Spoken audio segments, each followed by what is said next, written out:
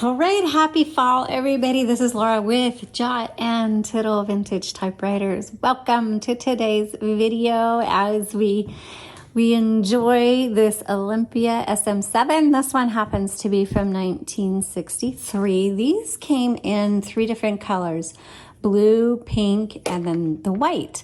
And the blue and the pink, they are such pretty typewriters. This white is still really lovely. The thing about the white is it has the turquoise accent, so it's turquoise on the end of the knobs and then on the shift keys. So I am going to show you how to use this typewriter. If you've got one and you need to know how to use it, then I'm hoping that you will find this helpful. Okay, let's go ahead and get started. First of all, I'm going to show you where the serial number is for the Olympia SM7 so that you can look up information on it on your typewriter for yourself. So if you flip up your typewriter, and you are probably not going to see it, but I'm just going to point out on this back frame, it's going to be stamped right here on this back frame, okay? So just look underneath your typewriter and you should be able to find it. Okay, and get it back on our typing pad. So I'm not gonna really do a typing demo today, but I'm just gonna do a tutorial here. By the way, if you visit our website, you'll find we have typewriter pads and we have ink, ribbons, and we have covers. We even have puzzles because I love puzzles. Anything that's distraction free, anything that we can do that's not in front of a TV, I love. And so puzzles are one of my favorite things. So I have that on there. And then also from in the fall, our vintage typewriters, they're listed only on our Etsy shop. And that's just because we need to be able to upload extra typewriters. And so I streamline and only put them in one place. But the rest of our items are on our website at jotandtittletypewriters.com. Okay, and then the rest of the year, our website has the typewriters as well. All right, let's go ahead and get started. So one of the things that I love about Olympia and that they're really known for is how smooth the carriage is.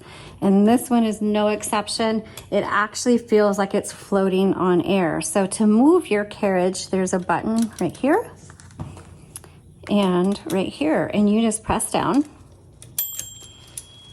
and it just, that just slides so nice. Olympia typewriters are very well made, and so if you're an active writer, you're probably going to want an Olympia is going to be a great typewriter for you. If you're going to be working every day, then this is a really good option. Okay, back here is your paper holder, and to get it out, you just press this button. It's right here, and then it goes up and down. All right, snap that back in. Here's your your ruler thing. Your margins, you squeeze and drag. And everything on your Olympia should move very smooth. There shouldn't be any like grinding or anything like that. If you have that, you're probably gonna need that. Take that to a professional person. I will say the biggest mistake I ever made before we had our business and I bought my first typewriter, it was kind of sticky and everything, and I covered that thing in oil, and that is the worst thing you can do for your typewriters. So all that being said, and I ended up having to drive 2 hours one way to a typewriter repair person and have them fix it. And the first thing he said was, "Looks like somebody put oil on this typewriter." And I was like, "Oh, really? I don't know." That would be me. Okay, gotten sidetracked here. This lever is your paper release. I'm going to show that to you here in a second. Now you're going to see this lever here, it's white. I'm going to talk about that in a second as well. That's pretty much for your tabs. Let's go ahead and move down. Here's your roller, okay, and that's for your platen, and then your return handle. Everything is manual on this typewriter. you'll notice that on this side is a button.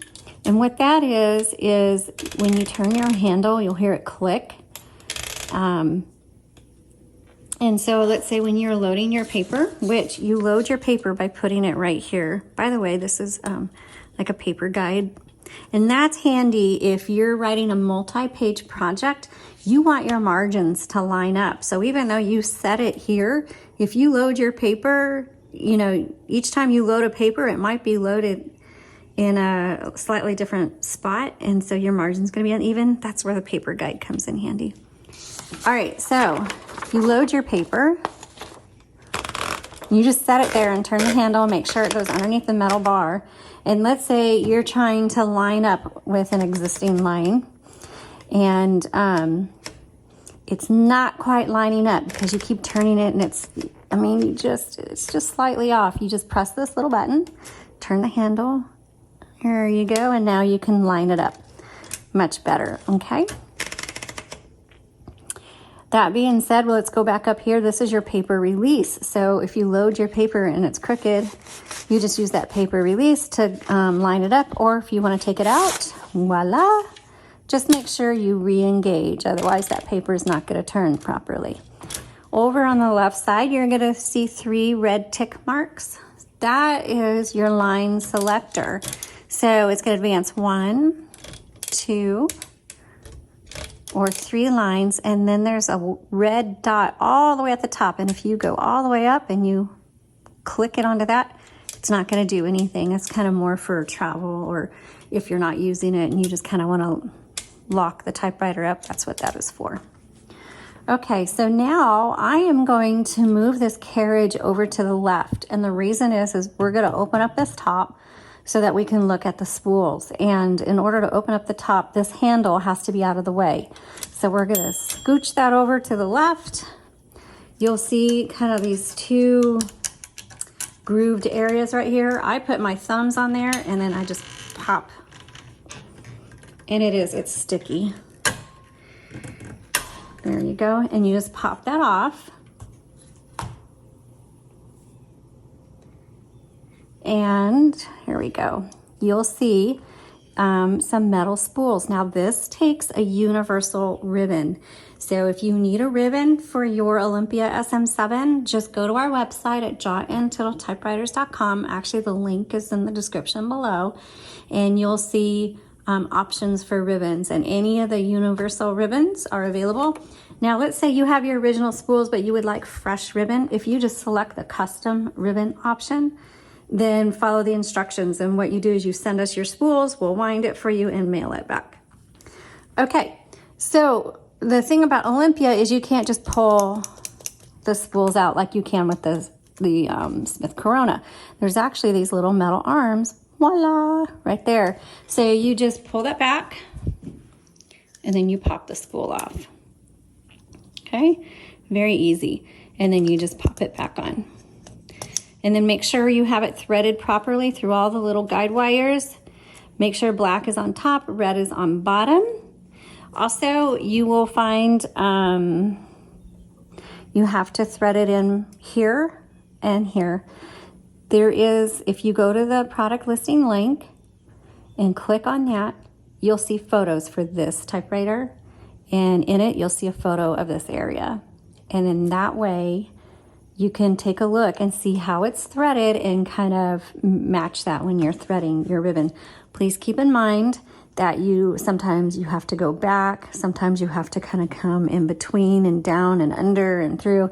It's going to be very messy. You're going to get ink all over your hands, so you may want gloves or it'll just wash off. But you're just going to have to nudge that ribbon in. It's not easy. I wish I could say there was an easy way. There's not. But you wiggle it in till it kind of looks like this, and there you go. Now, when you get to the end of the ribbon on that spool, it's not the end of the ink. If your ribbon doesn't auto-reverse, then you manually reverse right here. And it doesn't matter which side. You could do it here too. So I call this the double barrel.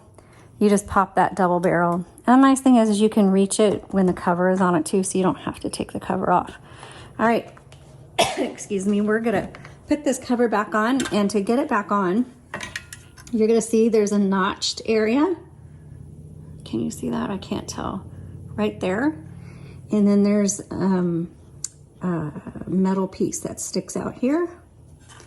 And there's a metal piece that sticks out here. And you're gonna line up these notched areas to that rounded metal piece. And then pop it down like that, okay? All right, so down here, let's take a look at our buttons. We have the tab, and I told you we would talk about the tab here. So the tab, when you hit that, I have a bunch of tabs set. Now let's say we wanna clear all those tabs. That's what this is for. That should have cleared all the tabs. It did. They're all clear. Okay. To set your tab or to clear one tab, you come down here to your space bar. There's your clear button. There's your set button. This is the all clear. Okay, clears all tabs. Over here on the left side is a silver lever. Pop that up and kind of just tap your carriage until it's right in the middle, and that will lock your carriage. So now, even if you try to do the release, it's not gonna move. Again, that's just if you're gonna be traveling or, carrying your typewriter around or you're not using it, you can lock it. And then to unlock it, right here. Now, if you're gonna be purchasing a typewriter from us or someone else, most of the time they will lock that carriage. And when you open up your case, make sure it is unlocked. Okay, this is your tension for your type bars, which these down here are your type bars. This just has to do with personal preference. So what it does is it adjusts the tension with which these keys strike the paper. And so it depends on if you have more of a heavy hand or a light hand. So you'll just want to kind of experiment with that until it's where you want it, where it feels best for you. Over here is your backspace. And it's always backwards to me. The backspace always has the arrow going that way. And what it means is the carriage is going this way. But in my mind, the cursor or this thing is going that way. And so my brain thinks the arrow should go that way because it's a backspace, not a forward space. But anyway, that's what that is for. Margin release, MR over here is, there's your bell. That bell is gonna go off when you are at the end of your margin. So you're typing away, the bell will go off and you'll have a few more spaces and then it's gonna stop on you completely. You're not gonna be able to go forward and you're not gonna be able to type. But if you're in the middle of the word, that's gonna be really annoying. So you just hit MR, that releases that, and now you can finish typing and moving forward, and then hit your return handle. Here's your color selector, black on top, red on bottom. But actually your little color selector is going to be blue, but most of the inks are black. But there's also different colored inks out here. But either way, top, bottom, the white in the middle is stencil. If you have your selector on stencil, your typewriter's not going to work very well. So you need to make sure it is firmly on the black or the blue, red, or blue and red, whatever. And then also, one last thought. There are two things that are really common. So you could be typing away and all of a sudden your typewriter's like not working, or the font looks really faint, or it's like stuck, and you can panic and be like, oh my gosh, what's going on with my typewriter? Stop. It's usually something very simple. First thing you want to do, reverse the direction of your ribbon. That usually will fix it. Second thing to look at is your color selector. Make sure the selector hasn't been knocked down or popped down into the white, and that could be another cause. So those two things are very common. And so before you panic, if your typewriter doesn't feel right, always stop, always check your ribbon, and always check your color selector. All right, thank you so much for watching. I hope you found this helpful, and happy typing.